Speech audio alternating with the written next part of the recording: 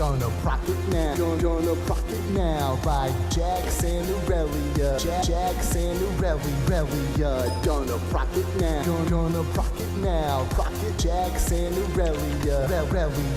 T-Force. Welcome to the rework of the T-Force. Now we going hard cause we bumping at the beat source. It's a 3-course dinner of dudes bringing the news and stats, interviews and cash from the pro scene. So fresh and so clean, like you're leaning with Nami in the bot lane. Keep it hot like brand, practicing his dot game. Give it to you easy like you're Resi in a bot game. Imagine Draven at prime time. Now ulti like LeBlanc can copy that 4 times, but manlier. Knock it up like now fight planning a family-er. You gotta be tuned in like Sona on the ad wall. Get on the chat call. Can a podcast really be all that? Of course. How do 4 guys make a Triforce? Hey guys, welcome to the Trinity Force podcast. You are listening to episode number 196. My name is Adam Ponophobia Cogswell, and if you're watching live, you'll notice I don't have a tie or anything else on, or my hair is all there. It's because you're looking at Ponophobia, who's been driving for 6 hours, is now podcasting for your pleasure, just like DeClaude was there a few days after his daughter, because we all care about you so much.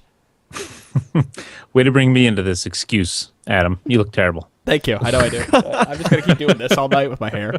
Just keep pushing it back. I'm kidding. It's that raw masculinity that we can apprase now. That's what they all say. You're turning DeClaude on. You need to stop. At least I'm turning someone on. I tried Chira, and he's just like, nope. No. Yeah, as soon as you said that you lost your hair and you still had it, I was like, what? So. Yeah, you guys will notice if you're listening or watching live that Dom is not with us again this week. He is going to join us for the Ghost Crawler episode on Wednesday, the 24th.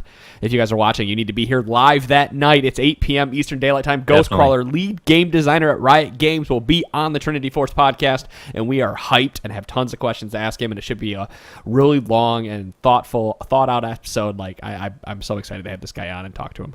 It should be very, very like illuminating from the perspective of somebody from inside, an organization like Riot. So if you're at all interested in how things go on behind the scenes, it'd be kind of cool.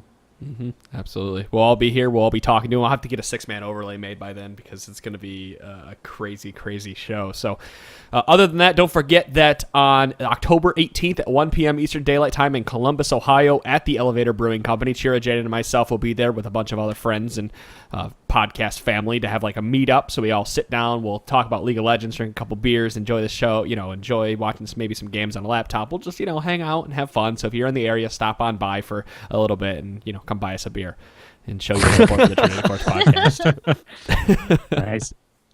Other than that, I don't really have any news this week. Of course, you guys can go check out the Trinity Force rundown or the T-Force LCS rundown. You can check out the Ozilloa podcast, both those at trinityforcepodcast.com.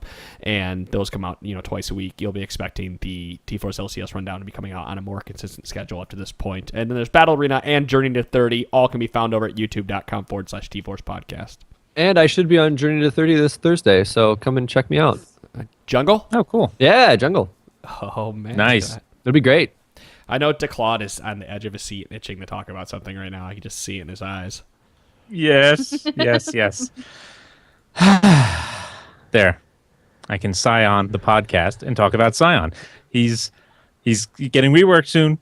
League of Legends main website, their latest piece of news. There's a little bit of a lore update with a bunch of little locks, a teaser. Yeah, so you can move through and see. Hopefully, every day they release something new. But I'm excited. I'm very excited. He was one of the first champions I ever played, pre-meta, pre-everything, and I made him my main because I like undead zombie warriors. And unfortunately, I can't make him work to my satisfaction in this meta the way he is now. So I'm really excited for his rework. And I'd also like to say that the music that they use on that page is so epic, I almost decided to just listen to that the entire time we were doing the show tonight. So go check it out just for that reason. Instead of eating. Hey, I'm drinking coffee. We're good. Just the main League of Legends website. Just go there and you'll see the latest piece of announcement there. Promo.leagueoflegends.com, I think, is usually what they do as well. If you want to check it out. Yeah, promo.na.leagueoflegends.com. Right. So we'll be looking forward to him. We'll be talking to him like we do with all other champions after he's released. 1 week after he's released, we will talk about him, and I'm sure DeClaude will have played him on the PvE even before that happens. So this guy over here, super excited. But if you guys are tuning in right now and you're wondering what we're doing for this evening, we are going to be answering your listener questions. You keep running them in. We're backlogged. Actually, if you guys want to know where we're at in listener questions, we're still grabbing questions from the 23rd of August. That's awesome. And I think Backlog. I think I pushed it into. I think I grabbed the last question like from September 9th or something. So if you're wondering why your question hasn't been answered, or if I missed it in between there, email us again. Like Maokai recalling, we're a little backlogged. That's right. So we're going to jump right into this. I was going to keep waiting for Dom to start answering some of these support questions, but we've been pushing him back a couple weeks. So really, We I'm have gonna Days. make Days talk from a support point of view. She's been our playing support much main more here. recently. Yeah. All right, we're going to just jump right into number 1, Play with Dead. Go for it, Declan. Play with Dead writes, what do you recommend banning as first pick in solo queue? Champions you don't want to fight in lane in an effort to snowball, or OP champions that tend to wreck your teammates' lanes? As there never seems to be enough time to ask and get responses in time. That's actually a pretty good question, and it's specific to solo queue. So I would say, you've heard my take on it before, and I'll say it again. I don't like champions that are annoying overall for the end game team fights, like Orianna, for example. I ban her. I will mix it up. I'll ban a team fight overall champion like Orianna, then I'll ban a lane dominator like Nidalee. I was about to say ban Italy. So I get a little bit of Yeah, that's way up there. right. So unless you're trying to get a pick, or if you want to bait out, if you know that you and your duo, let's say, can really shut down a certain OP champion that's really popular pick, and you just have a strategy around it, you can not ban it and bait it out. So that's kind of how I look at it. And in solo queue, it's just I pick one end game pain in the ass and one laning pain in the ass, and then the third one's just whatever I don't feel like fighting against, whether it be, whatever. I think you Fizz also or Yasuo. You also need. I say Nidalee is a 100% ban right now, unless you can pick her and play her first pick. And after that, even then, I might still ban her, so my teammate doesn't get her because I never trust my Doesn't have teammates. to deal really. with it. But yeah, I would say Nidalee is your 100% at this point as of episode 196. But other than that, look at what elo you're in as well, because as we Right. said quite a bit, bronze and silver elo, they like to ban a Mumu and Blitzcrank. And Yeah, while you might complain about those bans, especially if you're smurfing or something, it's not a bad idea to ban it because other players don't know how to play against that champion or set of champions. It's in some cases it would be better to ban a Mumu who can just land a lucky Q and then ult your whole team and then the enemy team wipes you than it would be to ban, say, somebody like Zed in bronze because he might ult to you and then accidentally ult like W away or something like. So There's such a big set of anti-snowball and champions you can snowball against snowball champions that you can't ban them all out. So really, it's ban the ones that are going to make the biggest game changers and what your elo has the hardest time playing against. Like I said, most of you probably listening are between bronze and gold, and I think a Mumu is a really good ban there. Blitzcrank can be decent. Thresh isn't a terrible ban as well because you can. It's another one of those save your teammates from picking them, save the enemy team from picking them. I would also continue to look at champions like Evelynn. I think Evelyn's a fantastic ban in solo queue because she can wreak such great havoc, and Tristana really isn't that terrible a ban. Really, the point is, what do your games normally happen? Look at your last 10 games in match history of ranked and say they have all gone to 40 minutes. What champions at 40 minutes wreak the most havoc? And I haven't banned him in a while just because of the more priority bans. But Lee Sin in solo queue, people thinking they can chase him all the way through God's creation to kill him and then getting killed and picked off and trickled in because they're trying to chase and kill him. That alone makes you want to ban his ass. And it's annoying because you can't, if you have a pick comp, you want to get rid of Lee Sin because you're not going to pick him. Mm-hmm. if you're going into games Pick and 'em thinking that you're going to do well, and there are champions that you just don't like to play against, or there are champions that you think are just going to be absolutely just detrimental to your team because you're in bronze, and like Lee Sin, maybe they're terrible at Lee Sin if your team picks Lee Sin. Maybe the Lee Sin on the other team can just take advantage of the fact that your teammates are out of position all the time or not warding or something like that. It's important to get rid of those champions just because an early gank on people that aren't used to playing, or even that take games a little too seriously, due to the fact they just get extremely upset if they die like that, they can completely throw off the entire tempo of the laning phase in that lane, and those people will continue to perform at a lower level than they probably should be. So it's good to knock those champions just out of contention for game picks. Well, Days, you've been I playing think- recently. What?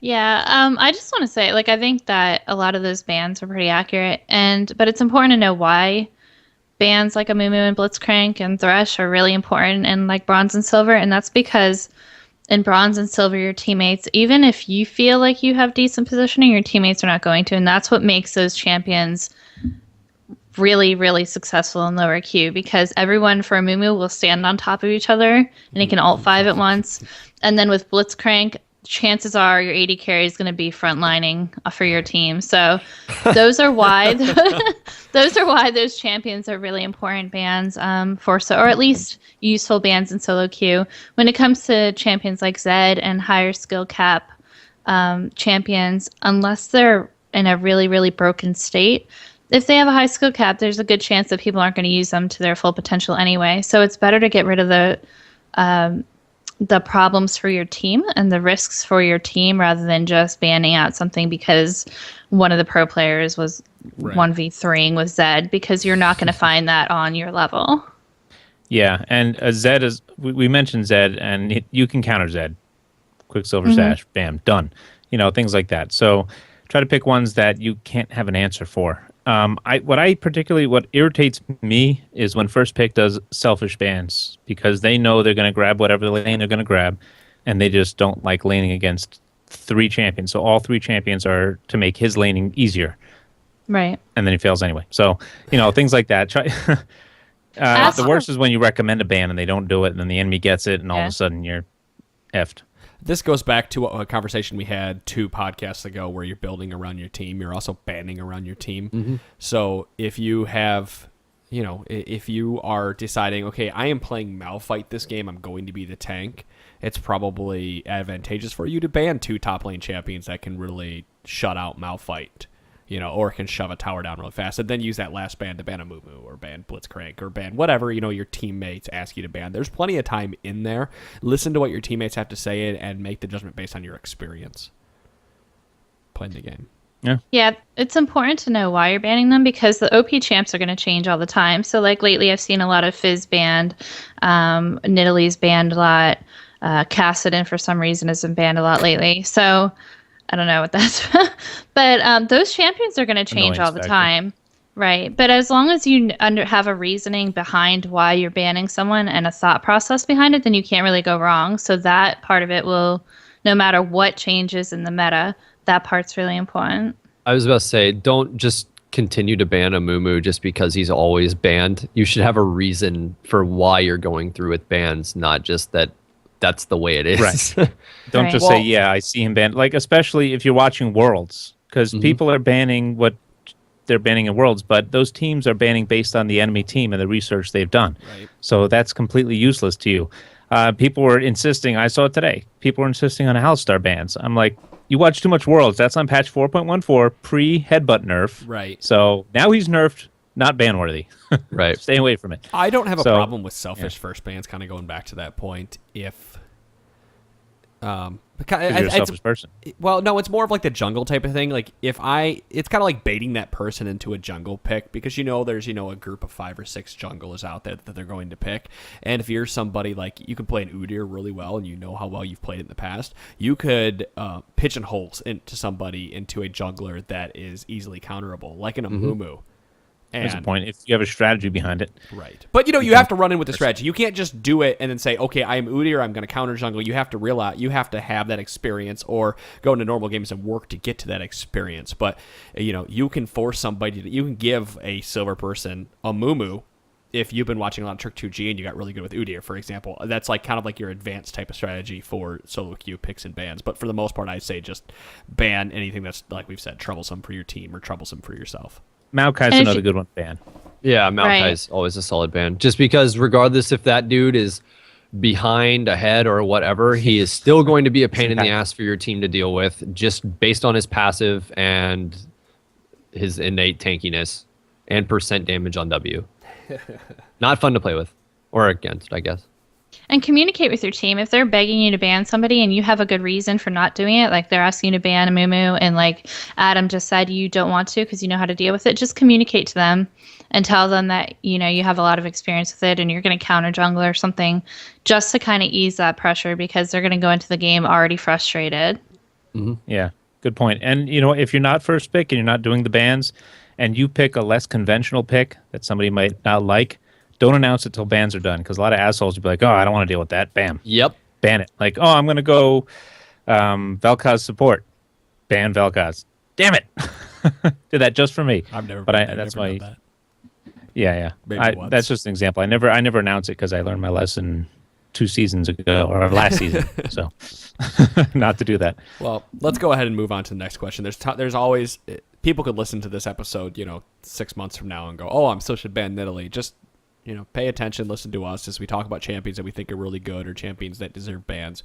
Right. We'll tell you as we go on. As the meta shifts, come back bans every and episode. picks shift. Yeah, come back every episode. We'll keep you informed. So we're going to go ahead and move on to the next question.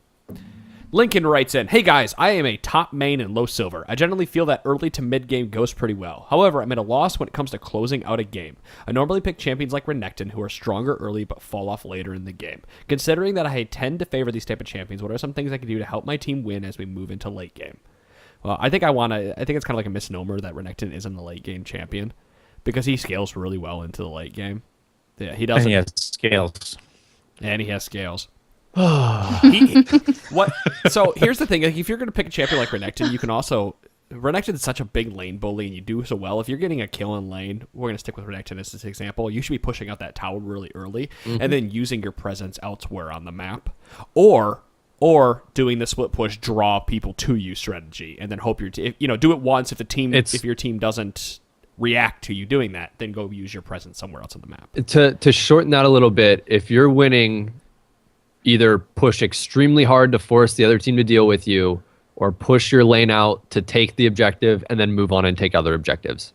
Don't just sit there and farm and continue to bully out one person, because if you've already killed a dude 3 times, he's not worth anything to you anymore, and you can probably push him up a decent distance and then go help out other people to close out the game as fast as possible, rather than just wasting time in a lane that you've already won. And if you're a tanky top laner, contribute to team fights. That's where you need to be, because you're frontline. That's your purpose. You shouldn't be side pushing. You could also be roaming into the enemy jungle and finding the enemy jungler there and really causing havoc, and you're relieving pressure from your lanes as long as you understand how to play well as a top laner. Your main goal as a top laner is to play safe and just get CS. It's not to kill the enemy, but if you're playing a champion, it's how you play. You take Ignite up in there. Then your goal when you get Ignite is to get a kill. Your goal is no longer to go into team fights and help. Your goal is to get a kill. So it depends what you're walking into top lane with. We're going to assume teleport. All you need to do is play safe. Try to bully out the person. You should try to bully out the enemy if you have a champion that can bully, so that they cannot get CS. And that's where you have to really learn into advanced tactics as a top laner. Lane freezing, learning how to control the enemy's movements based on where again, it's lane techniques. Like if they push you up to the turret and you can keep it just outside of the turret so it's not hitting, you have to realize that you can last hit there, and they have to stay there or they're losing experience. And if they roam, they're potentially giving up all that experience, and you're freezing the lane. Like, there's all these advanced lane techniques you can learn that we could talk about more in depth on how to play in the top lane. But for the general point of this question, it depends. If you take teleport, you're coming in for team fights for those dragons, or you're making yourself available at any time to come anywhere on the map. And unless you're super behind, also don't fall into what I'm going to call like a Nasus syndrome, where you're just going to continue to stay up there, and you just feel like, oh, I just need, like a couple more stacks, or, oh, I just need a little bit more gold, or I'm going to stay up here until I just you can hit easily that level. justify it yourself. Yeah, you can come up with so many reasons for why you should kill the next 1 to 2 waves or whatever. Meanwhile, your team just got aced at Dragon. They took Dragon, and you're still top lane farming, and they go take another turret. You just lost 2 major objectives in the majority of your team. Now the other team's completely on fire and has a lot of momentum going behind them. You should have a reason for where you're at every point in a game. And if you're a top laner, you either need to be pushing hard to draw attention to you, farming at your turret to survive because you're already behind, or taking an objective and then moving on to help your team snowball and win. That's the point I think that he needs help with. He said early mid he's fine. So I'm assuming after that turret's down, he's kind of at a loss for how he can contribute on champions like Renekton, where he feels like he's falling off, or he's not a champion that will just keep snowballing harder and harder. So, and a champ like Renekton has great dragon pressure just because if you get in a big, extended fight down there and your ult's up, you're doing a whole lot of passive damage to a whole bunch of people. So And you have a lot of great peel. And Yes. You have a lot of great peel and utility in your kit as well as those type of champions. You're a big Renekton fan there, Adam. In a big team fight, are you generally peeling? You going for the squishies?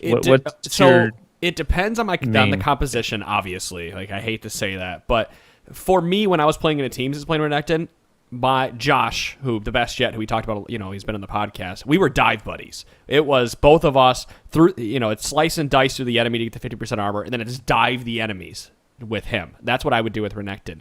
But if I was behind or even with anybody else, I am stuck on the team. My hip is glued to the AD carry, the AP carry, and I'm stunning, I'm slicing and dicing, I'm trying to deal damage to the squishiest target in that group of people, and I'm trying to bring as much utility, as much AoE damage in the ultimate as I can as Renekton. Otherwise, if I am ahead and I'm not building as a tank, if I'm building Brutalizer or a Hydra, whatever it is, I'm diving. Go for the squishies. I'm diving the squishies. And that's a nice thing about somebody like Renekton, who has they have the versatility to be able to switch it on or off, whether or not they want to be that peel bot or just be that force of destruction that's scaring off one or two carries while your AD carry is melting a tank. Right. And you're also there as a threat as well. If you come down into the dragon pit, you can stand in the front line, or you don't even have to be attacking. There's lots of points in this game where you don't need to be attacking. You can just be walking back and forth between gotta be a body. an area and be a body that they can't get through, or they have to blow cooldowns on you to get through while your team is taking an objective. Same thing with turrets. Same thing with Baron. Same thing with Dragon. Any blue, red, any of the buffs, any of the camps, anything in this game, you can just be a body as any of those top lane champions that says you have to come through me to get to my team. And that's actually another huge point, is the presence thing, and that isn't just for like a dragon pit sort of scenario either.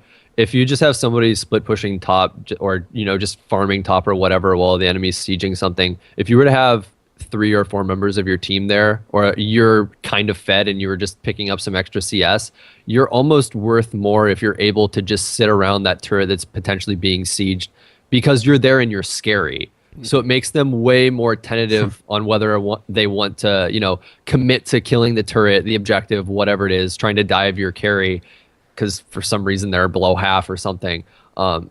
Presence, like just lane presence, champion presence, whatever you want to call it, is huge, especially on those big champions that can, big scary ones. Yeah. Like that Renekton, when he pops his ult, if you're an AD carry, any of you ever play AD carry, you see him pop his ult and slice at you, you're going to get the hell out of dodge. You may be able to burn, for example, Tristana's rocket jump away just by slicing in at her and trying to land a stun, and then you can slice out. You can hold on, or the dice out. And or you can slice and dice right in and look like you're going ham, pop your ultimate, bam, she's out, and then the fight initiates, and you don't have her contributing that first couple hits of damage. For every second that she's not attacking somebody and your AD carry that's a really, really big, huge fight winner.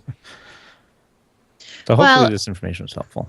Yeah, but I think the biggest problem with not problem with the question, but problem in general, is that it's not just early game champions who have a hard time shutting out games. It's an incredibly common problem in general. Even if you get ahead, if you're a late game team and you get ahead early, a lot of times people have trouble closing out a game. So you really have to communicate your team, really spam ping those objectives, and just try to give a little bit of leadership to your team. And once you get those objectives, you'll end up snowballing even hotter than you were before. But getting those objectives should be your main priority in any game, way over kills. Yeah, that's a good point. Use your pings to communicate, because people don't listen to text. Sometimes being that leader, it'll feel like you're trying to herd a bunch of cats, but yeah, as long as a lot of times, yeah, most of the time, you just have to be really. Just keep going at it. Hey, if Starhorn Royal Club can communicate and only pings because they have 2 Koreans and 3 Chinese, I think you guys can do it. So we do too. And I was going to mention on the top and possibly sacrificing dragon thing we were talking about before, Samsung White will do both dragon and top turret dives at the same time. So just so you know, it can be done, but not in solo queue probably. Yeah, right. Not solo queue. There's quite a bit of too little coordination. Yeah. So really to kind of go back, Lincoln, if you're doing well early and mid, then the problem might not necessarily be you. While there probably is pieces where you could have left top lane to help out, you could have made your presence elsewhere. You can also realize that maybe the people that in your game are not taking advantage of what you have. So if they're not, you need to make your presence felt elsewhere. You just need to leave top lane and you need to start roaming the jungle and going to mid lane and and really just kind of stop treating it like an island after you get a couple kills or you get some CS. Good point. And you can be a leader too, because you're that big tanky front line. You can say, follow me, go up the mid, be up in front, and then you can initiate a fight. And usually when someone goes in, the rest of the team in solo queue is going to be like, okay, let me try to fight here. And you can make things happen that way because you have that ability. It's not like you're the AD carry waiting for someone else to initiate. That's why I played Annie support when I was going from Platinum for the first time. Flash Tibbers. Flash Tibbers. I think the biggest thing, and probably Daze has seen this 100 times over the last week, is no one knows how to initiate in solo queue or knows when to initiate. And when you recognize how to initiate and you can play a champion that does it well, you're winning. The number of team fights you win goes dramatically up. Like I did the same thing with Annie. Yeah, that's how I first got gold with Annie and Flash ults. Yeah, you catch 5. Even if you catch 3 people, they're like, oh shit, we don't know what to do, and everyone runs away because they don't know how to counter initiate. Right, exactly. If you can be the first team to initiate, like especially anywhere under like mid gold, you're probably going to win that fight unless you go in way ahead. Like if you're Nocturne and you ult and your team's way far away, that's your own problem. But if your team's anywhere close to you, if you're the first one to initiate, there's a really good chance that you guys are winning that team fight. Right. I want to touch on this. My buddy played Annie's support the other day, and it was getting late game. I was spectating him, and he initiates almost like a Leroy Jenkins thing. Flash Tibbers, misses everybody. He flashes into the middle of their team. Tibbers behind them. They all scatter scared because he flashed Tibbers, but he didn't hit anybody. But they were broken apart because Annie was in there going, I'm going to kill you all. And his team won that fight. Can you imagine a little girl like flailing her even bear around like, I'm in the fight! I'm scary. I was in bronze and I was maining Sona. And I started practicing with a Diamond ADC in normal games, not in ranked.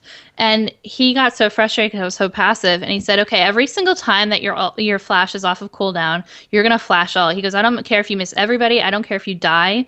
And it took like a week and a half of doing that until I got really comfortable with it.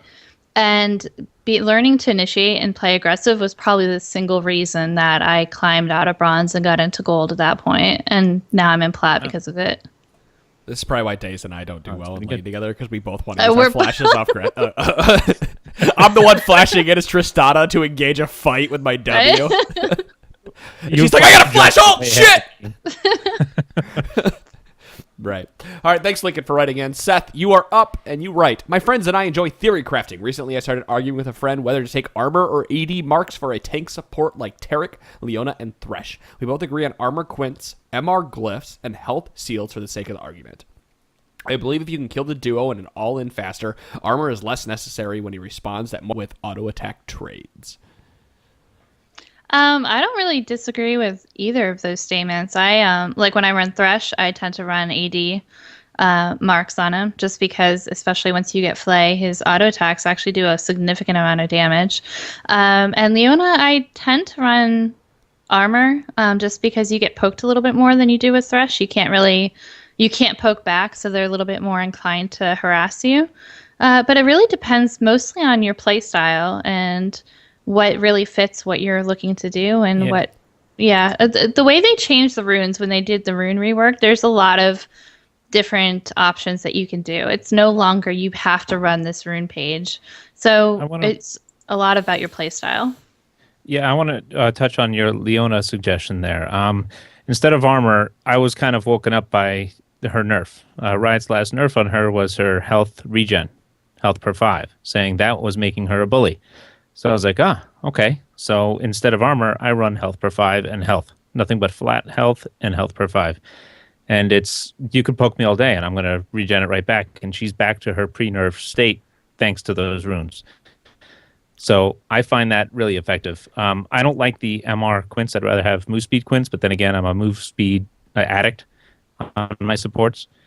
But I like where you're going with the Well, MR glyphs could be swapped out for cooldown reduction if you want, but there's plenty of cooldown reduction to be had in your item builds.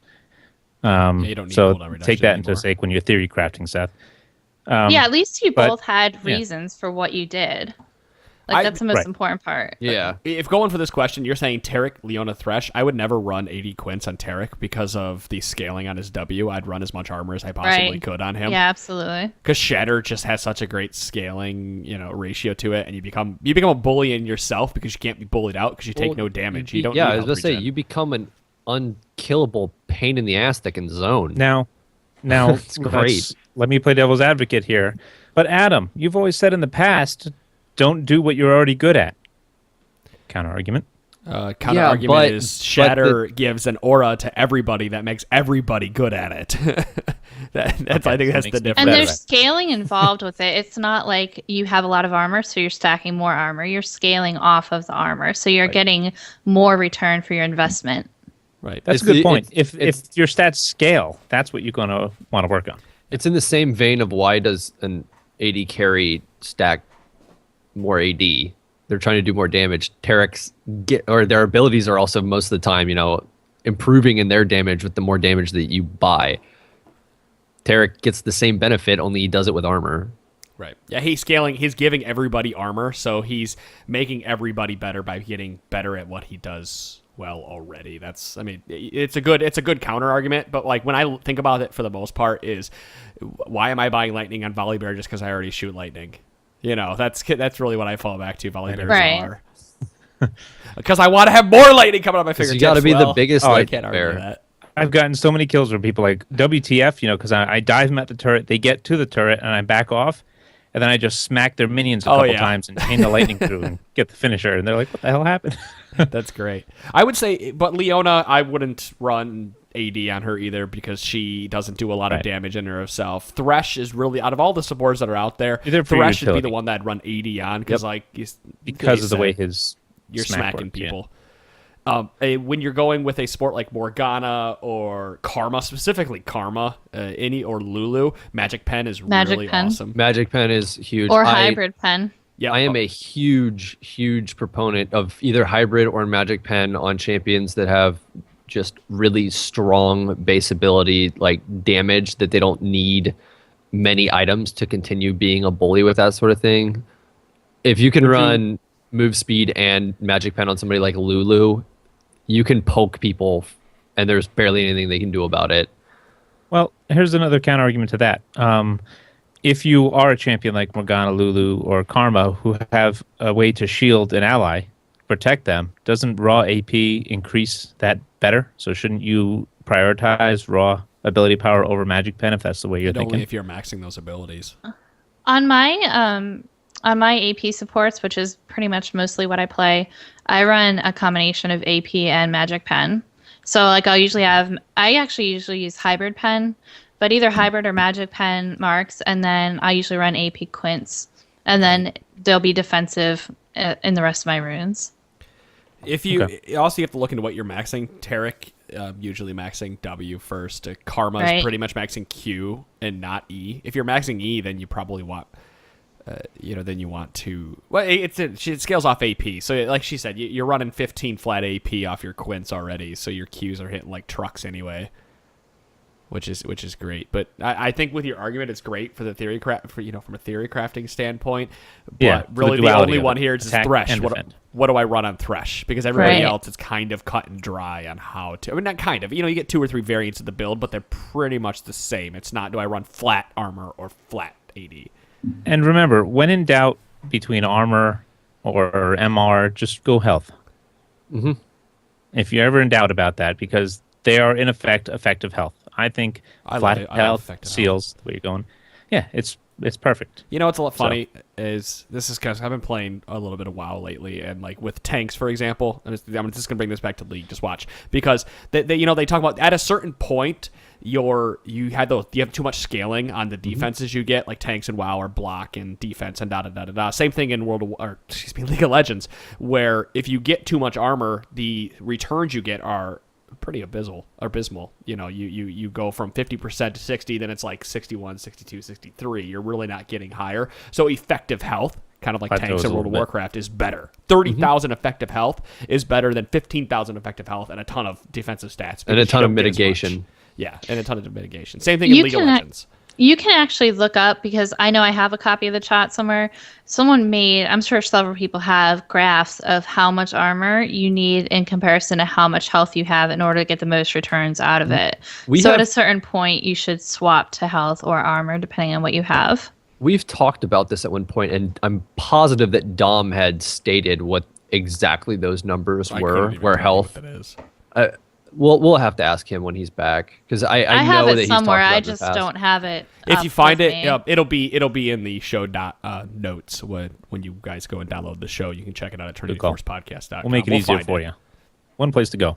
Right. But Daisy, yeah, there's a point, and I don't know how much armor and stuff it is, where you should just start buying Giant's belts and the equivalent instead. Or if you are like Crepo, who's been screaming about Mikhail's for 4 days straight and how no support is buying that item. I think you should Oh god, I love it. Yeah, you know what's fun? I don't know if you guys saw I don't know the game. I was just kind of reading tweets while I was away this weekend. And there was one point where the mid bought QSS and the support didn't have Mikhail's, and then Crepo, he tweets, "If only there was an item the support could buy that's only 1,200 less gold, that would help everybody on the team." Like, yeah, there's a question later on in this I was document. watching We'll that get a to lot. it, but yeah, Mikhail's guys, if you're support, get that item. So I hope that helps. Jesus. I hope that helps there, Seth. So pretty much Thresh is the only one you got to look at where you might decide to go AD if you want to. Everybody else stick to your current idea for tankiness. Mm-hmm. Next up, Team Hero writes, when an enemy does an LCS lane swap, how is my team in solo queue supposed to respond? Well, put your arms in the air and flail. Because how often does this happen and where you're at in solo queue? Because I gotta say, out of the past 50 games, only between I haven't seen this happen once. So only mid top thing. Oh shit! I don't want to deal with this guy. I thought he was gonna go mid. Okay. I've only ever had it happen once, and I was like plat 3, and it happened, and I said, okay, I'll just play it. I just typed to my team, just play it out. I said, just push really, really hard. Jungler, go up there. Yeah. Basically what I said, and this is how I would deal with it, depending on what role you are, I would say, jungler, get your 2 buffs, go top and push that turret out as fast as you can. Ignore everything else, and then swap lanes and just play the game out. Because the game's going to be super hectic at this point, and you're not going to have too much guidance. Now, if you're the AD carrier support and your top laner's just some solo queue pug, and you say, all right, let's swap lanes, he's going to have a hard time in that bottom Most people line. do not Just know how to play be aware lane of that. swaps. Yeah, don't. Even a lot of ADCs and supports don't know how to play that, because it sounds like, oh, you just go and you hit the tower. The proper way to do it is to actually let your creep wave build up over the first wave and harass the enemy, and then you shove to tower with like 2 waves worth of minions, and then you attack the tower. So even most ADCs and supports, if they're suggesting to switch, they're probably not doing it correctly either. So you should really try to just stick with it. I've only seen it on when I was playing on a ranked 5s team. I saw it a couple times, but that was pretty much it. Yeah, we used to do it on the ranked 5s team, and I think the hardest thing for any top laner is it was a shit. So sometimes it worked more than times than not. It did not work even when we initiated. You follow around the jungle in the beginning at level 1 to hopefully leech some XP and. Well, as a top laner, the hardest thing to get in your head is that I can't get XP, and I should not be trying to get down there and trying to get XP because they're going to deny me from it. And then you're freaking out. I'm only level 1 and everyone else is level 3. What the hell? Da da da. Like that. But you have to look at it on the opposite side. They're doing the same thing. It's the same thing. But in a solo queue environment, if you are the person that knows what you are doing on either side, you've initiated it or had it happen against you, tell the team what to do. Say, all right, the AD carrying support, build up your waves to your cannon, then push to the tower. So 3 waves total. If you top laner, just be very, very, very, very careful. Other than that, there's no really good advice in solo queue on how to take care of lane swaps, because you just have to try to communicate with your team. Because it's solo queue. Yep. Yeah. You can't count on it. I'd say play it safe and just stay away from it. But if somebody suggests, let's say a duo queue is there and they're insisting on going top and making you swap, I guess it is good to know what to do. And I think Adam's advice hits the nail on the head. Don't die is pretty much what it boils down to. The golden not worth rule. the 2 minions that die. So. All right. Well, on to the next one, I suppose. John the Savage writes, my friends and I enjoy... Wait. Sorry, John? Yeah, I know that guy. Wait. My friends... I have Seth and John. Well, Seth, I hope you don't mind your real name being spoken like 7 times. Nick writes in, I like to play semi-obscure carry junglers like Yi and Diana, and I seem to do pretty well early on, almost always starting my games well, usually 1 to 2 kills, assists, maybe an objective. But from there, I'm having trouble snowballing an advantage. I start to have more problems mid to late game, where I have trouble getting my team to group while I split push. Well, that's probably your problem right there. I'm currently gold 5. Is this just poor strategy to expect my team to allow me to split push? Yes. Or is it because of the champions I select? Yeah, it's going to be hard to get them on the same page. It's solo split pushing is queue. great in a team environment, but just like Sean just said, it's solo queue. So sorry, Nick. Unless they're grouping well and they're on board and you're communicating in champ select and you mention it and they seem to be responding, I wouldn't count on that. I would use that snowballed advantage to help team fights. I'm a really strong believer in if you're ahead, there's really no reason to split push. It's way too easy to screw that up and somebody get caught out or your team get engaged on 4v5.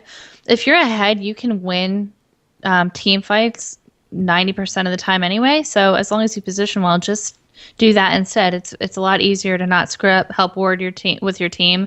And they're going to be a lot more likely to listen to you and follow your advice if you're not telling them to yelling at them for not listening or telling them you want to go off on your own. If you're telling them to group and take objectives, they're probably more likely to listen to you.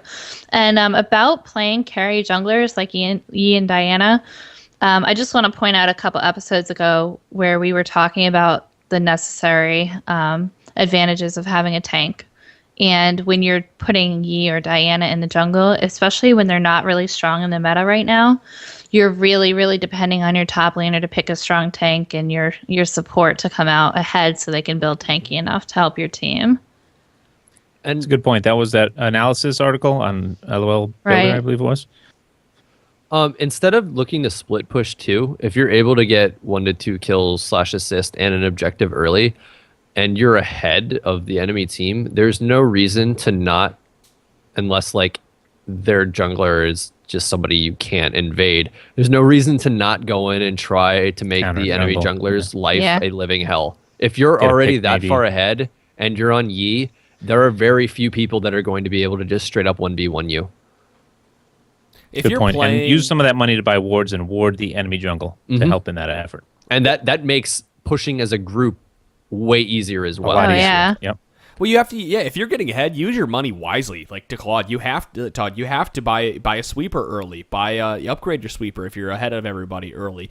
Get extra wards and ward up the jungle so your team knows where they're at. You can't expect your team to do anything without the information that you're feeding them, and if you're ahead, you're going to give them more information. But if you want to do some kind of split pushing, or you don't feel that you can siege a turret well with the team, your best bet is to go into the enemy jungle and find the jungler, or get camps while the team kind of pushes down mid lane, I would say, for example, and then go out there and help them and kind of stand off to the side, like, we're here, I'm here. Like, I'm not. Again, it's a presence Right. thing. Right. Show up. And when you ward up the enemy jungle, you start putting those lights on, your team's going to feel more comfortable moving up that middle lane to group. They're not going to feel like, oh, I should be over here farming this or in my own jungle. I see it feels safer. I'm going to go up in the lane now. A big thing here with the way Nick is playing too, he's playing very selfish, and I'm ahead, I can 1v1 anybody, my team's going to take care of themselves, when you should be playing selflessly and using your power to help your team. So instead of going off to the side lane thinking you can 1v1 anybody, or thinking when you draw 3 people away from you or from the team that they're going to know what to do, you need to be drawing those 3 people near your team so the team can kill them instead of you trying to kill the And team. look at it like this too. If you're one of the strongest people on the map and you've been able to get a couple early kills and you go off in a side lane because you can potentially 1v1 somebody, or kill whoever comes to show up, and you have like a killing spree, and even if you can do it, say the jungler shows up and they shut you down, they get a bunch of gold for that or whatever. If you're with your team and a fight breaks out and you're able to pick up 2, 3, 4, however many kills, you just got way scarier than you were to begin with before going into that fight. And the enemy team isn't going to want to fuck with you, period, because you're a monster. You're going to be able to clean up anything you want. True. Then you're going to be even more. You're going to snowball better. Yeah. You're not really going to snowball that well side pushing. Use your Now- power for good. what Days was saying before, she was saying if you're ahead, you probably shouldn't be split pushing anyway. But if you, let's say you're doing well, like you mentioned, but your team as a whole is doing poorly, you're falling behind, then maybe you might want to sneak in the side push to get a turret, maybe draw some attention away from your team, and do the best you can, because that might be a way you can at least keep your hopes alive. If it looks really dreadful. But if the enemy team's coordinated and pushing as a group, you're going to want to be there to help.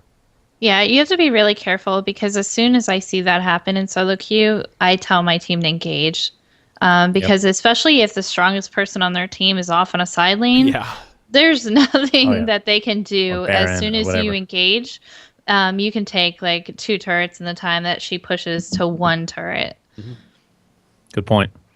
Yeah. So the split push mentality, although it is annoying when it happens to you, and it's great in a coordinated team effort, solo queue, try to stay away from it if you can. Right. We were talking earlier. I did mention split pushing as a top laner, and really when I say split pushing, I'm not saying staying up in lane by yourself. I feel like I need to clarify this. It's more of get the lane pushing and then go back to your team as a split push. Especially if you have teleport up.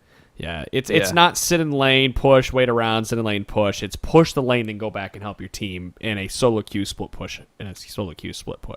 And Adam's favorite is when the support split pushes. So God, I love if it. you're support, make sure you split push. I love it when you get on Nunu and you split push a lane. That is probably my favorite thing ever. Not to Claude, just people. PSA, don't do that. You're gonna have like 8 Tarics split pushing Sean. later on today. Hey, they have wave clear, they have shatter, okay, and their ultimate. That Alistair who should be peeling for his 80 carry, his top lane with a Sunfire Pulverize cape. minions. Pulverizing. All right. Bebbers writes in, E-West. I had to mention that. He's from the E-West. I've been in an argument with a Diamond 1 friend of mine. He says, I'm Silver 1. He says that upgraded sweeper is better than an upgraded warding totem. What are your thoughts? That is correct. Yes, it is. Don't get me wrong. I guess go ahead, Days.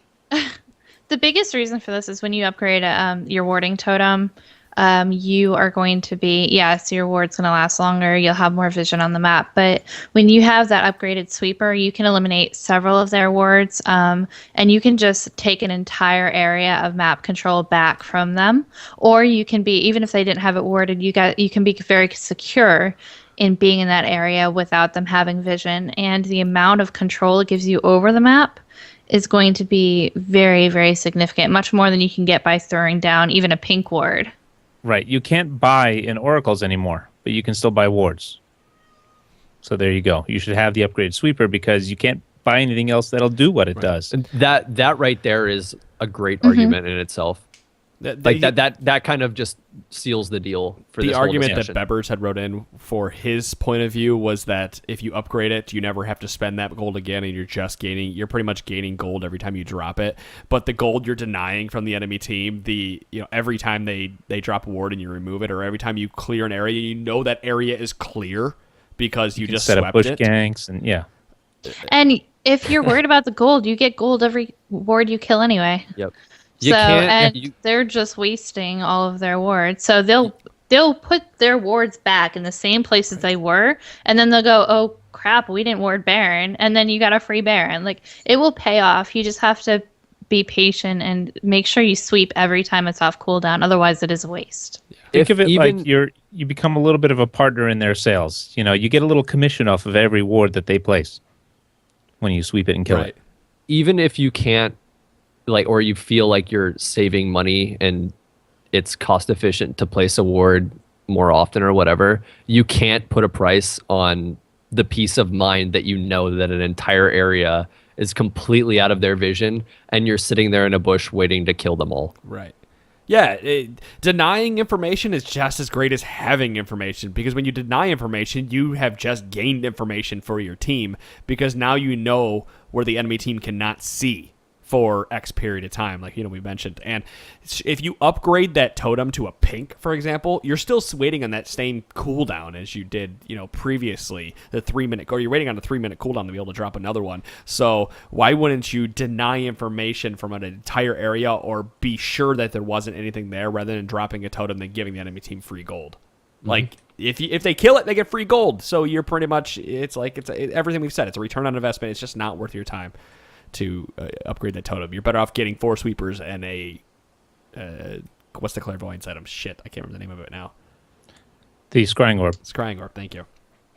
Also, a lot of people don't remember, but when you upgrade that the scrying orb, then the Oracle's trinket thing. Now that I lost my train of thought. Sweeper. Yeah, when you upgrade the sweeper, it does give you vision on any champions that go in stealth. So there are several that are particularly difficult late game. Your Vayne, your Twitch, your Kha'Zix, Akali, and it will give you vision of them, and that will be very, very helpful and useful to you later on also. Yep, it's got multi-purpose. All right. So I got another question come up here. This will be a fun one. Nathan Recker writes in, I want to give a shout out to the kids who I just wrecked as Leona, and please don't tell your parents what I did to your butts. On the second part, no promises. We haven't mentioned Recker. Okay, well, good for you. Throbbing band member. What runes did you run, Nathan Recker? Can you get that answer? It was a challenger-worthy Leona play. Blue mid flash. Blue mid lanes flasher returned to get kills before 6 minutes while also feeding my AD carry 2 kills. AKA he robed and showed everybody, what's up? No, but I promised Recker I would Good shout job. him out. That was just straight up pro Wrecker propaganda.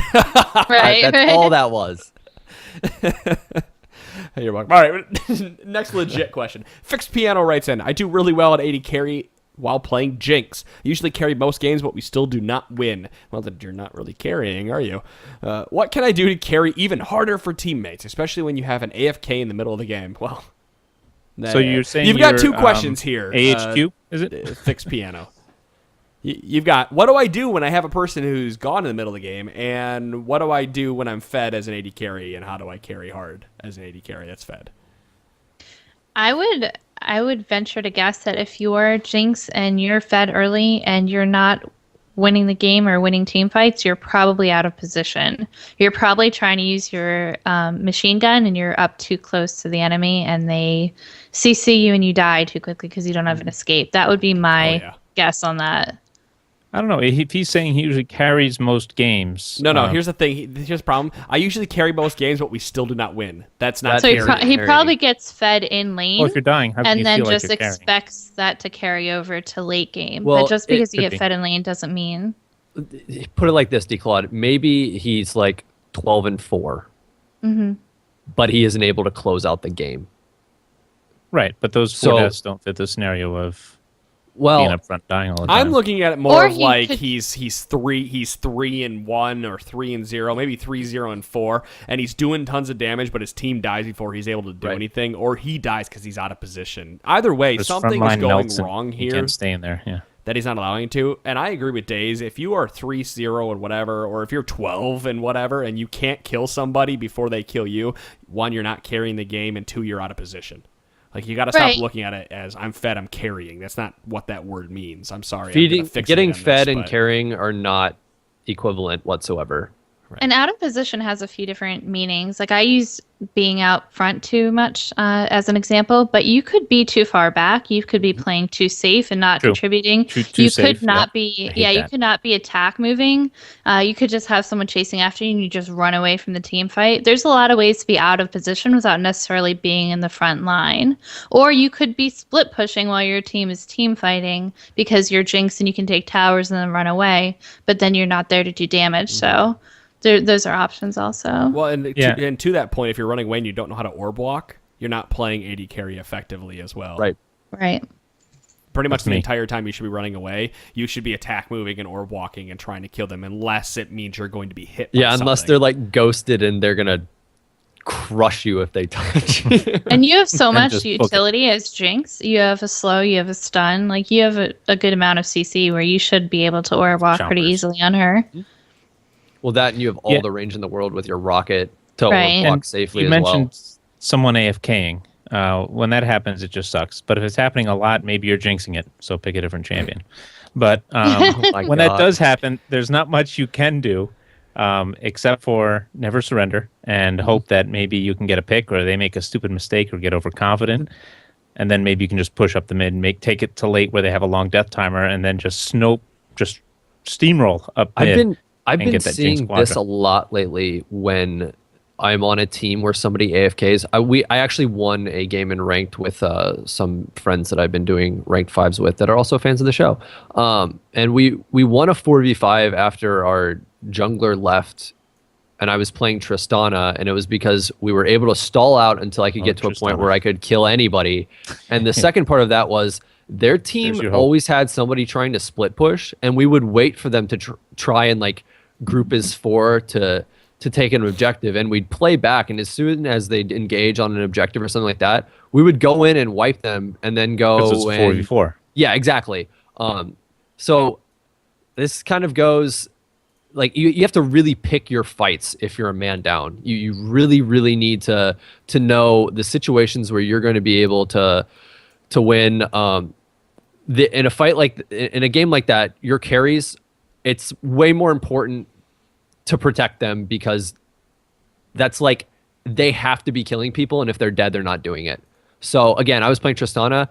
2 of the people on my team were able to just peel anytime somebody even wanted to come close to me, and I was able to kill them in that small window that they were CC'd or anything like that. If you're not able to straight up beat their team, but you were able to kill off, 2 or 3 members, force the others to back, and that one guy on the side split pushing, you can send one person to go scare that individual off and then go take something like Baron and stall the game out a little bit longer so you can try and catch up or force them to kind of do the same thing again. 4v5s by no means are unwinnable, but just being in a position where you're a man down, that's 4 to, depending on what the enemy team is, or like Elise or anything like that. It's 4 extra abilities that people are casting. That's an entire health bar worth of an individual that you're going to have to also deal with. It's really hard to come back from games where you're down a person, but they're definitely possible, and you just have to go in with the mentality of we have to ward up so we know where they're at so we don't get picked off, because if you get in a situation where you're already a man down and then one person on your team gets picked off, you're in an even worse place. You're 3v4, 3v5. That's exactly where you don't want to be. Yeah, I've won games like that in ranked, and I've lost games as a 5v4 in ranked. In solo queue, it happens. People get really cocky. Like if you're 5v4, people will dive you in the worst situations, and you can definitely pick up kills. You can come back. You can push. You just have to be, like Chira said, you have to be really smart about it. You have to ward really well. And I also want to point out, and I'm not saying that this is a case for you specifically, but if you're someone who's always carrying or has a lot of kills and your team keeps dying, and stop it. She's laughing at the air quotes. Anyways, I know. If carrying, if you're carrying and your team is dying and you have a lot of AFKs, it might be because you're raging at your team for dying when you're carrying. Good point. So you might be the reason that you're having so much AFKs. God damn it, Soda! Why didn't you flash engage there with your crescendo? You son of a bitch! I'm 12-0. Yeah, that type of stuff I could go on, but it happens all the time. And the passive aggressive ... because you know they can't yell at you because you're quote unquote carrying, and then someone dies, you go ... or really, or sigh. What the fuck, bro? Don't do that shit. All right. Well, I think that ends it for this week. Well played, everybody. We had a very enjoyable podcast. I'm glad to be back. I didn't even realize we hit the hour mark. All right. Wow. Yes, we did. Actually, it was fine. Quickly. I do want to point out one thing real quick with Days earlier. She tweeted, she was like, "Oh, it's Monday. I get to listen to a podcast. Oh, I'm on the podcast now." I got to do work. Damn it. Yep. Crazy how that changes, isn't it? Suddenly, it's not as exciting for the Trinity Force podcast because I'm on it and I have to talk. I'm really enjoying being on, though. Uh-huh. We love having you here. Okay. Guys, don't forget to go check out the Ghost Crawler episode on 197. That's Wednesday, the 24th. We will be live. Yep. You'll see it on Reddit, actually. We're going to be posting a thread in 3 hours. Ghost Crawler from the will be on. So, guys, join us here. I can't wait to have the channel. I just hope the channel is filled with frost mages and people who hate Ghost Crawler. I don't care. There's a lot of drama around that, so it's going to be great. I embrace that alone. and will enjoy every moment of it. I know. We're not even. Here's the fun thing. We're not even going to mention it when he comes on the podcast. But I just think it's going to be fun. It's going to be a lot of fun. We're going to have a lot of great questions. But that's 196 of the Trinity Force podcast. Hi, Kitty. Yeah, I think Kitty's in the background. And she has to talk to us. All right, guys. Thanks for watching episode 196. We will be back here on Wednesday with Ghost Crawler. See you then. Peace. Take it easy, guys. friends. Bye.